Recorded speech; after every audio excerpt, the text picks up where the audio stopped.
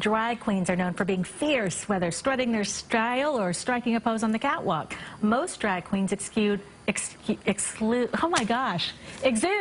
confidence, yay! But you don't have to dress in drag to be fierce.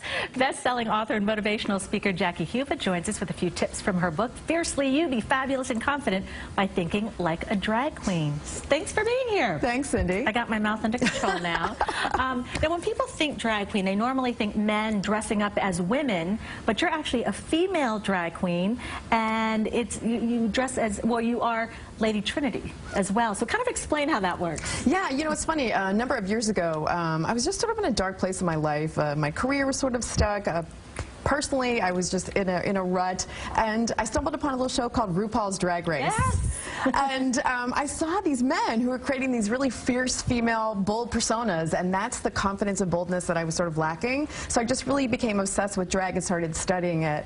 And I realized that there are other categories of drag that a lot of people don't know about, and one of them is that women doing a female character, and that's a lady drag queen, a bio queen, and I just decided to do that and write a book about it. I love it. And speaking of your book, you have kind of 5 key ways to find your inner drag queen. Number 1 being creating your drag persona. How do you do that? Yeah, you know, I interviewed the top drag queens in the country, and as well as my experiences. And, you know, when we can get outside ourselves and become another persona, it liberates us to do things that we would have never done before. Right. And so we encourage people to think about themselves as a drag persona, even though they don't actually have to put it all on. Right. Now we're looking at, this is you, right? Yes, this is Lady Trinity. This is Lady Trinity with our backup dancers in Austin, Texas. All right. Performing in the club.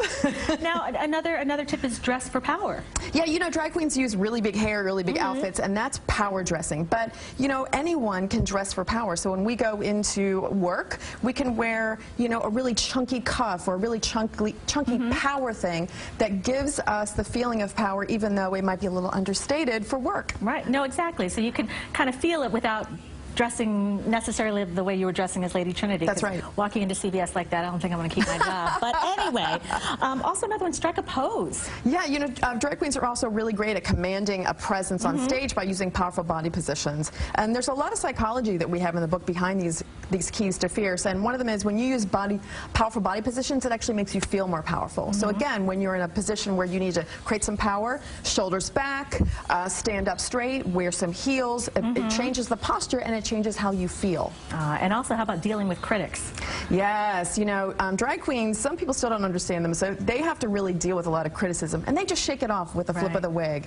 And for us, especially as women too, we have internal critics that we need to shake off. And we like to say, you know what, that inner critic, call her Felicia, and then say, bye Felicia, and don't listen to that critic. Right, that is so true. And I know the last one was take risks. And something that I loved is you gave this wonderful TED Talk, and you were the first female drag queen to ever give a TED Talk.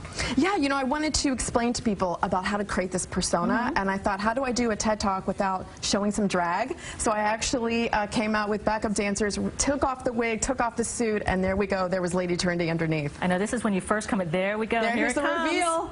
And the wig, and the suit, bam! Yes. Now, as we watch this, we're just going to talk about, you have workshops coming up, so you are going to actually teach people to kind of bring out their inner drag queen. Yeah, in the book we have a lot of practical tips, but we feel like that if we can bring people into like a weekend retreat, actually create their persona with the wigs and the makeup and the styling and make them lip sync for their life, it's really a life-changing thing of doing something outside your comfort zone. All right, and to see you live, you're going to be performing at Hard Rock Cafe. The Hard Rock Cafe, the drag brunch at 12:30 and 2:30. And that's what day? That is tomorrow. All right. Thank you so much for being here. Thank you. All right, to find out more about Jackie's book and her upcoming performance at the Hard Rock Cafe, head to our website, cbsnewyork.com. Andrea, back